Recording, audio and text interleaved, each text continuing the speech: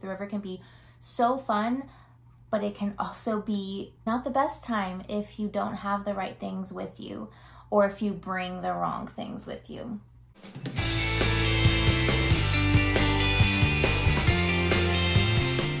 Hey guys, welcome to my channel, and most importantly, welcome to my new river series. In this video, I'm going to be talking about what to take to the river and how to do the river. I'm going to list all the things that I bring, all the things I think is essential, and then all of the reasons why I bring those items.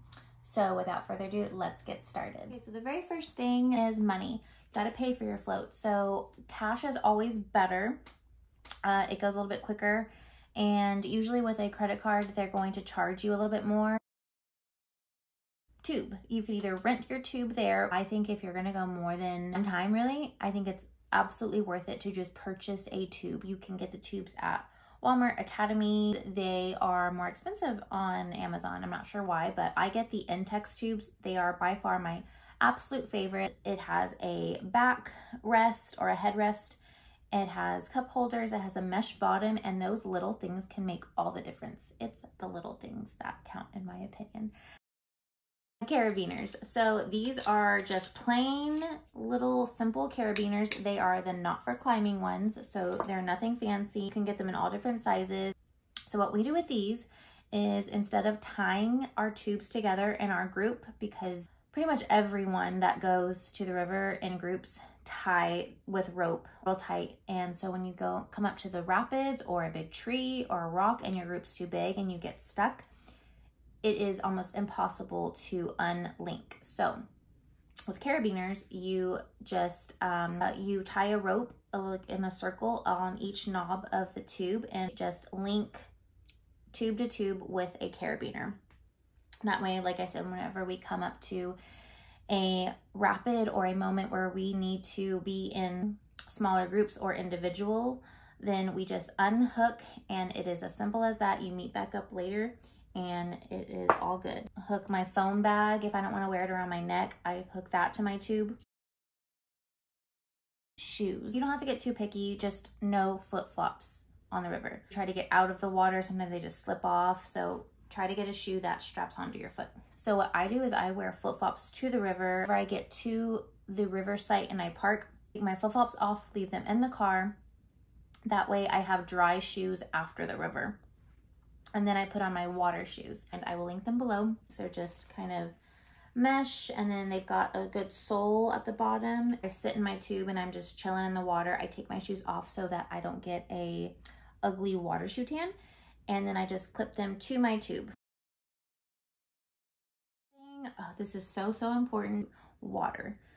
I know that it's really hard to remember to pack waters and drink the water when you're out there having fun and having your adult beverages and stuff. You are literally just dehydrating by being in the sun and drinking alcohol. You have to hydrate. You can even get those mini water bottles and just chug one of those between 1 or 2 drinks and you'll be good to go. Snacks. People used to always be jealous of my snacks. One of my favorite things to take are Lunchables. They're easy to grab at the convenience store, even if you need to grab something last minute. They're sealed. We even bring sandwiches, so we're out there for anywhere between 3 to 6 hours. Okay, the next biggest thing is sunscreen.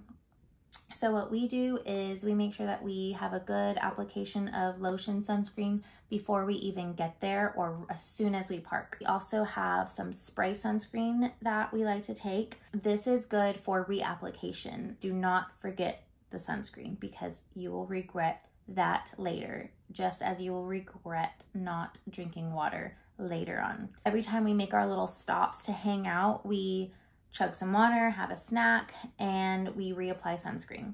There are 3 things that you should do every time you make little stops. Ensure that you're taking care of your body. Most companies will have an option for you to rent a cooler and as well as a cooler tube. We just have like a big cubed Igloo, and then we also purchased a river cooler tube off Amazon, and that was a little bit more pricey, but like I said, they have them there to rent if you don't want to go through the trouble of buying one. Try not to buy the ones that the cooler tubes that are meant to be the cooler itself. Like it's a tube, but it's also meant to be the cooler. Those don't work. What these are good for are to put your actual hard shell cooler inside of the blue Intex cooler tube. That works. They will not allow you to have the styrofoam coolers either. And styrofoam is not allowed on the river, neither is glass or beer bongs, dry things. I keep my towel and extra change of clothes with me in case we go grab food afterwards. I really suggest taking some type of bag. It doesn't have to be a mesh backpack, but having a backpack is nice because obviously it lets you be hands-free. So this is my river backpack that I take every single time. I like that it's mesh because it allows things to air out and not get too stinky in there because things do get wet. And so first I have a dry phone bag. I take one for my car key and one for my phone. A life-proof dupe from Amazon for your phone, and I also have a little phone float. Cheap, non-designer sunglasses. I have seen too many get lost. A pocket knife for your canned beverages, if you know, you know. A towel, reusable Ziploc bag with my tinted facial sunscreen, patches, hair ties, ibuprofen, and stomach meds. You just never know. Bungee cords for speaker and carrying the tubes. Extra rope, always good to have. Koozies, these fit perfectly in the Intex tubes. Carabiners, sunscreen, lotion, and spray. Waterproof speaker, extra caps for the tubes. And then I have this one large carabiner that I hook on my backpack and then I hook onto the tube in case the tube flips. So these next things, I think that they can make all the difference in your river trip. So music, take your trip from chilling, relaxing to party. You can create a playlist ahead of time on Spotify or Apple Music. My best advice is to download the list if you have space on your phone because service can be kind of spotty out there. It's good for the most part, at least where I go float. How to play the music. So I have upgraded from my UE roll, which the UE roll is still a great option. It's a great brand, but I use the JBL now. This is completely waterproof. It has been dunked in the water before. So I actually bought an additional case thing for it because it's literally just the speaker. I will show you in another video how I actually assemble it. It even has a charging port back here. I can go on and on about this speaker. I freaking love it. Any JBL or UE speaker, I feel like you can't go wrong with. They've got smaller ones than this. They've got bigger ones than this. So this is optional. I don't normally have this. So in a dry bag, you can put your towel, phone if you're not planning on really like using it, just different things you want to keep dry. The next thing is that people are always commenting on the river, my paddle. There's just a lot of reasons. A lot of times that we use the paddle. Whenever you're coming up to a ledge, you're about to hit a tree, to avoid your tube popping, it's just easy to push off. That's why I highly suggest a wood one. Those plastic ones are still good, but they're not as structured. When sometimes you get stuck in the river, there's a little like whirlpool type thing, or the wind's blowing the opposite direction. So sometimes we have to legit like paddle so that we can make good timing. Always try to take an extra tube. If you have one to spare, to just go ahead and take it. Things pop, they scrape on the rocks, especially when we go in a big group, we do end up using our extra tube. Again, shit happens on the river, things get punctured. Sometimes you can just slap a patch on there and that is good enough to hold you for the rest of the float. Another option to bring is just bring duct tape. Duct tape can sometimes get you through the rest of the float. I wouldn't rely on that long term, but. Okay, so when you come to the rapids, this can be your make or break point of the river. So this is when all the things that I told you to bring come in handy. Otherwise, it's stuck like these people right here. So they are all tied together, they're stuck on a rock, and they are going nowhere. And sometimes people even flip out because the current's taking the group so fast. Also where disaster happens and coolers flip, lids come off, and people lose everything they brought. Let me tell you how to avoid this happening.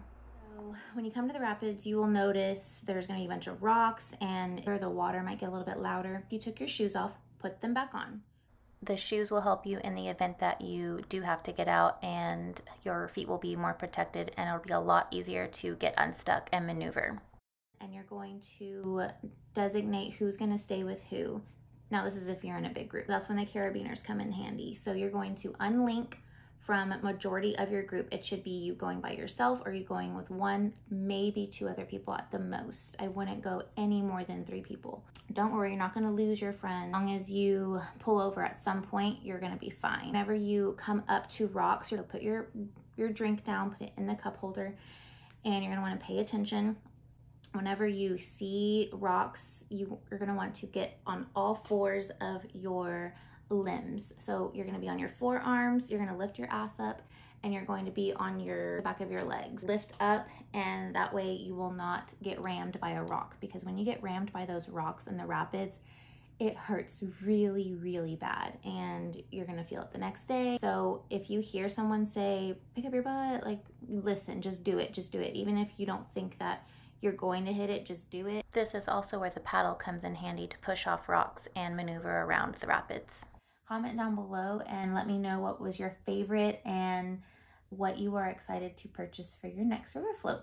Thank you so much for watching. I really, really appreciate it. If you have any friends who are going to go to the river, please feel free to give this a share, and I hope to see you soon. Bye.